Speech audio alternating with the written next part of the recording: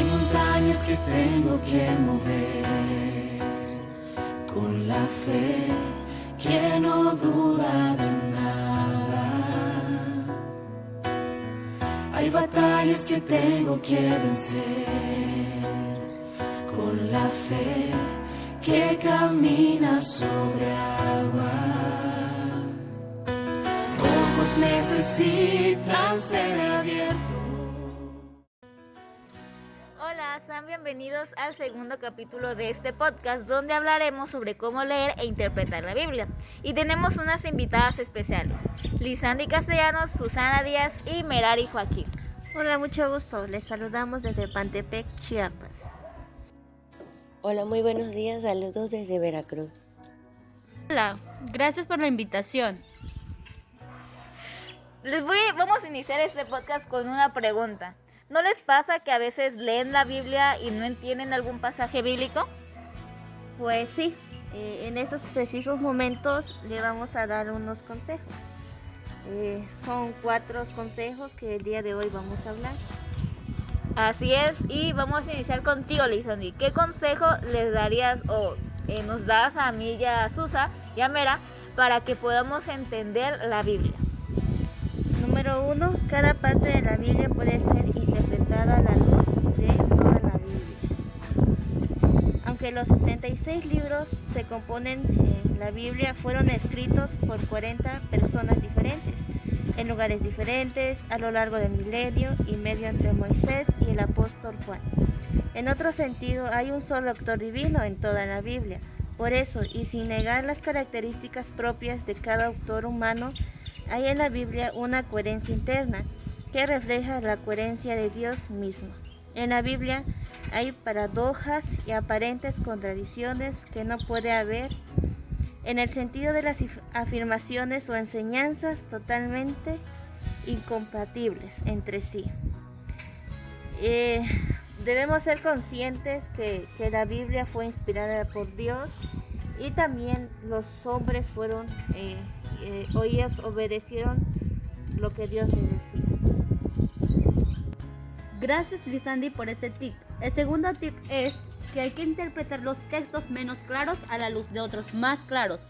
No toda la Biblia es igualmente clara al intérprete. Es verdad que la Biblia es clara en sí misma, pero no siempre nos resulta tan claros a nosotros. 1. Porque nuestras mentes están afectadas por las consecuencias de la caída. 2. Por la distancia histórica, geográfica, cultural y etc.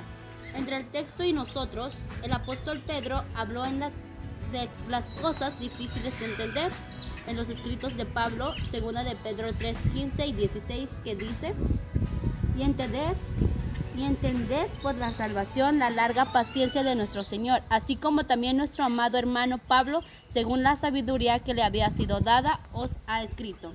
Como también en todas sus epístolas, hablando en ellas de estas cosas, entre las cuales hay algunas difíciles de entender, las cuales los indoctos e inconstantes tuercen, como también las otras escrituras para perdición de sí mismo.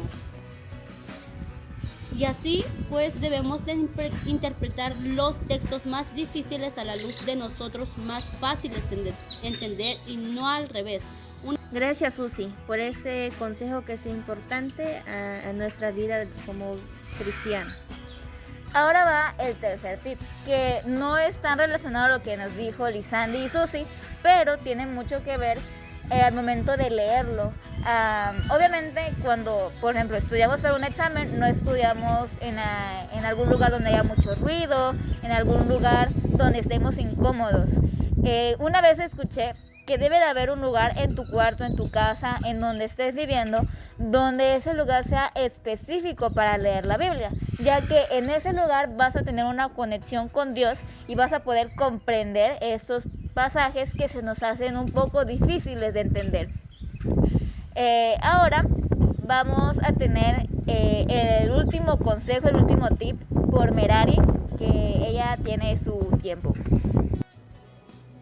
Gracias, Brisa, por ese tip. Ahora, para terminar, los quiero invitar a que vayamos a 2 de Timoteo 3:16 y 17, que dice: toda la escritura es inspirada por Dios y útil para enseñar, para reprender, para corregir y para instruir en la justicia, a fin de que el siervo de Dios esté enteramente capacitado para toda buena obra.